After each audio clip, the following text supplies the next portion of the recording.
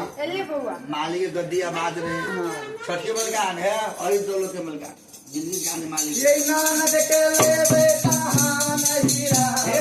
नानक के ले बेटा नहीं रहा भाग चल जय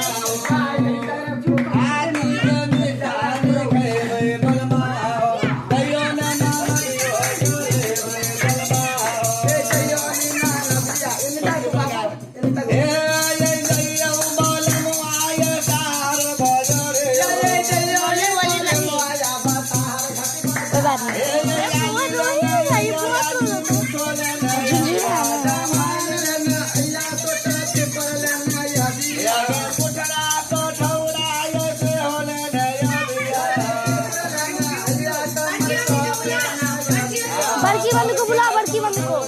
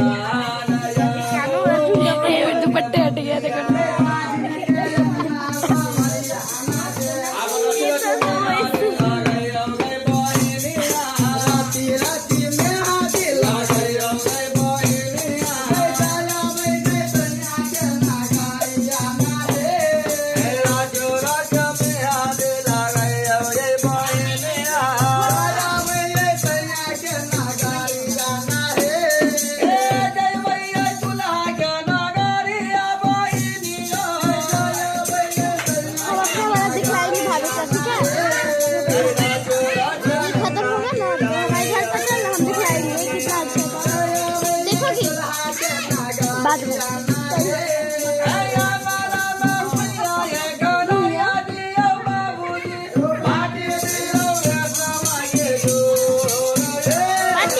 पाटी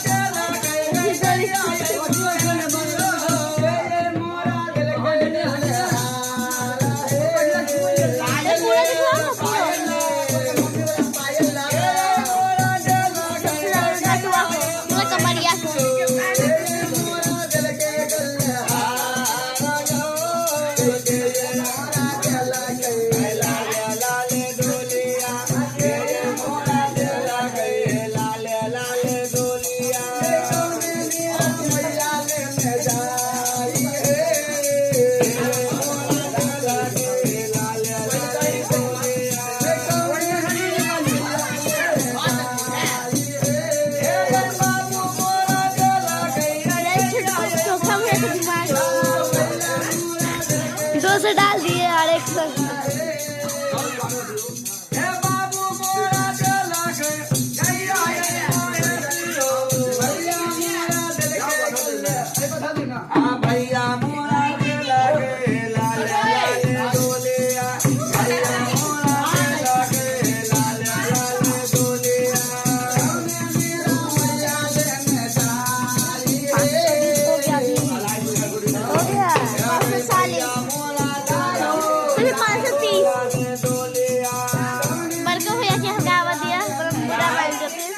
बड़का पापा छथिन ना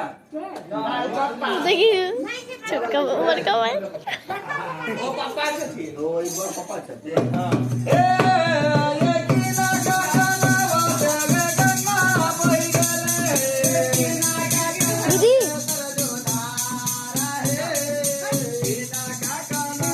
यार